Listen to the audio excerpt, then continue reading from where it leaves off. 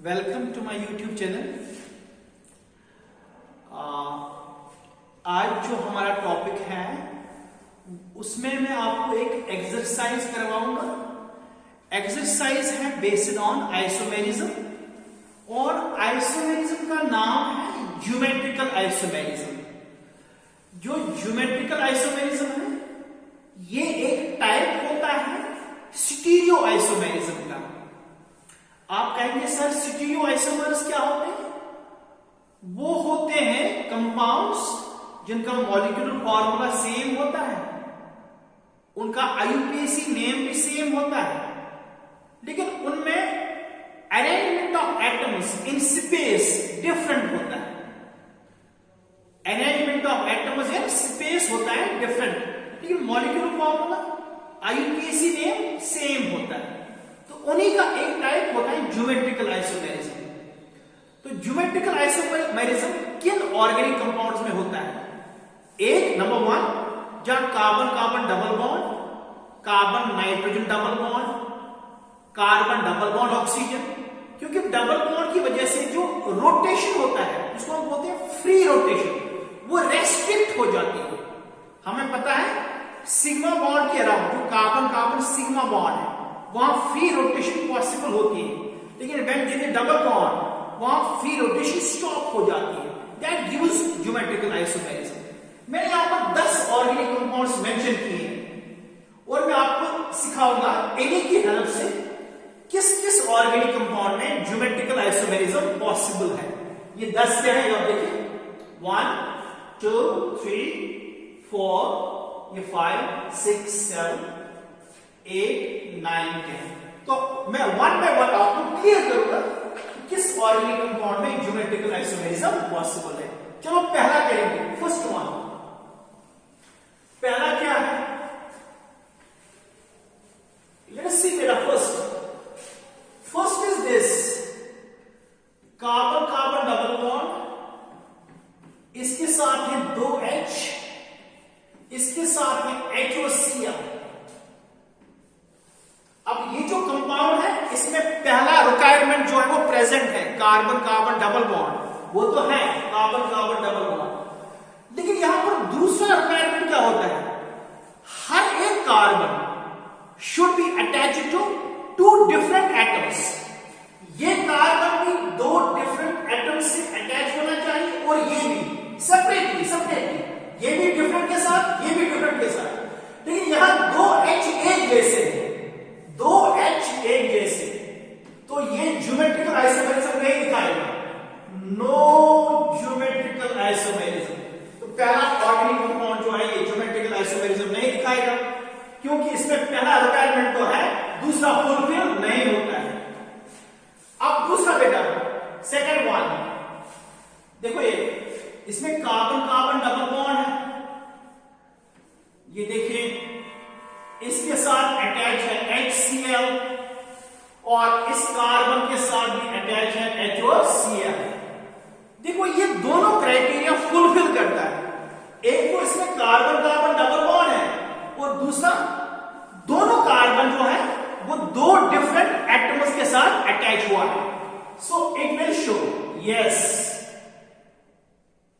ये दिखाएगा geometrical isomerism. Okay, तो कैसे दिखाएगा? अगर 2 Cl एक साइड होते हैं उसको बोलते हैं सिस, और अगर 2 क्लोरीन अपोजिट साइड में होते हैं उसको बोलते हैं ट्रांस। ये देखिए बेटा, कार्बन कार्बन डबल बॉन्ड ऐसे, H और H, Cl और Cl, इसको बोलते हैं ट्रांस और इसको बोलते हैं सिस आइसोमर। सो जब 2 एक जैसे एटम्स, 2 सेम एटम्स होते हैं present on the same side of double bond, तो उसको सिस आइसोमर बोलते हैं। जब अपोजिट साइड में होते हैं उसको बोलते हैं ट्रांस। तो कंपाउंड जो दूसरा कंपाउंड है ये दिखाता है आइसोमेरिज्म, ज्योमेट्रिकल आइसोमेरिज्म, जिसका दूसरा नाम है सिस ट्रांस आइसोमेरिज्म। क्लियर बेटा? शाबाश। नाउ थर्ड वन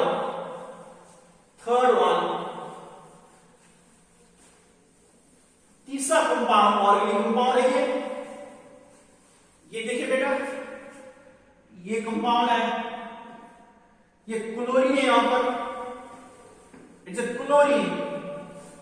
तो देखो कंपाउंड नंबर थर्ड, इसमें क्या है, इसमें कार्बन कार्बन डबल बॉन्ड है।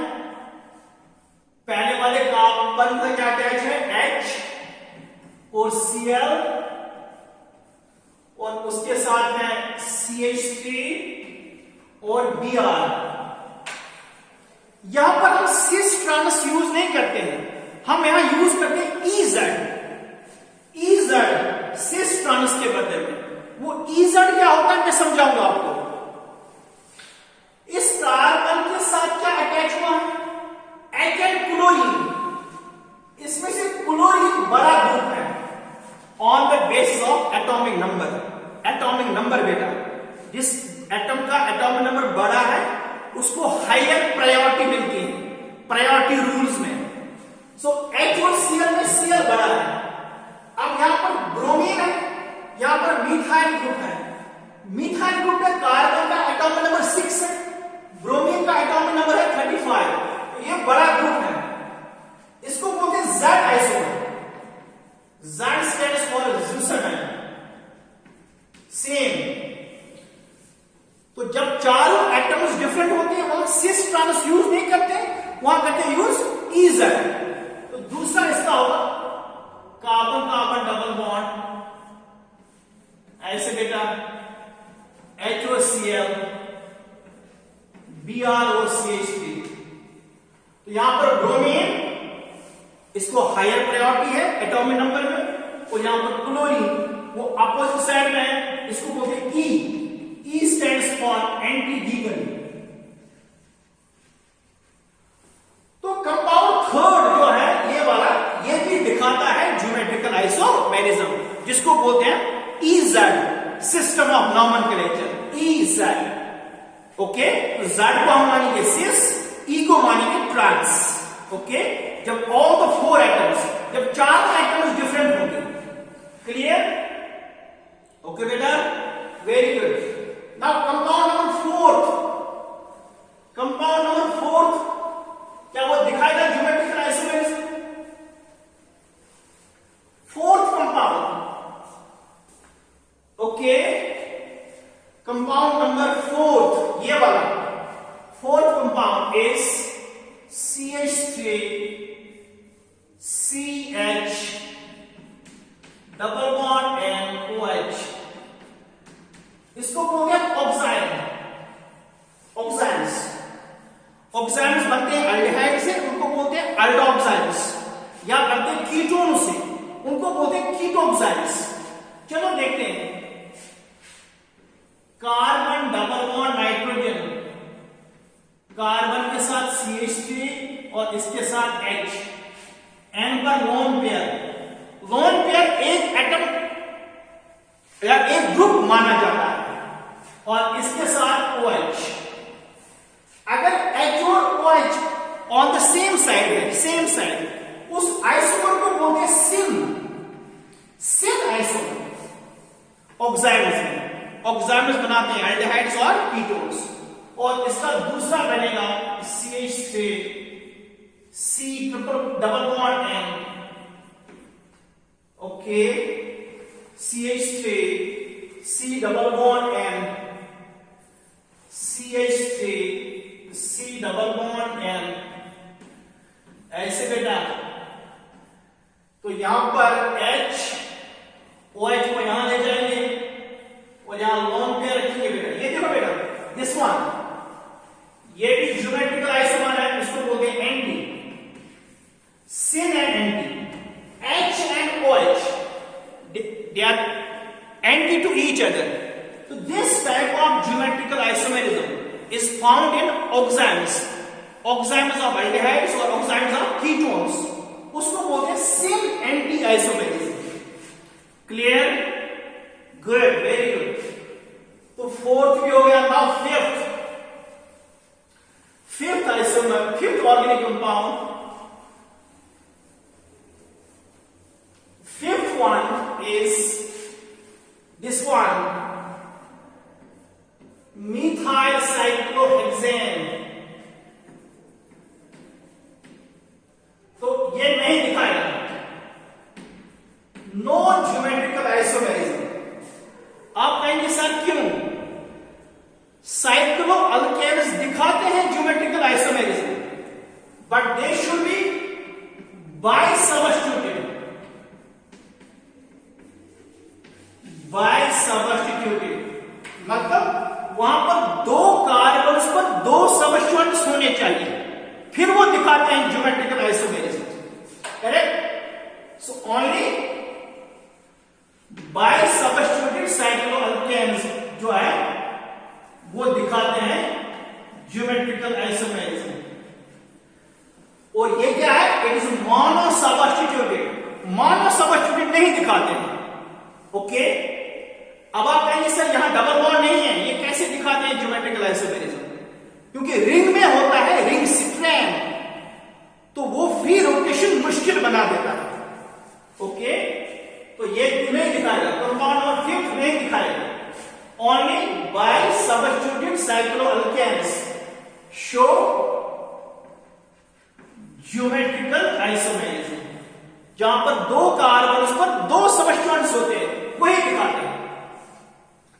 नाउ कंपाउंड नंबर सिक्स्थ कौन है? Which one is sixth?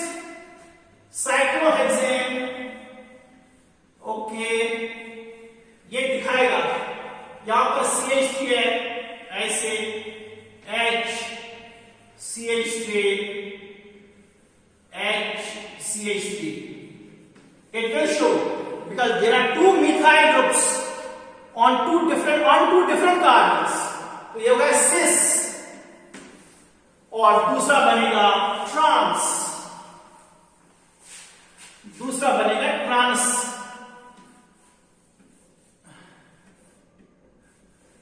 H CH3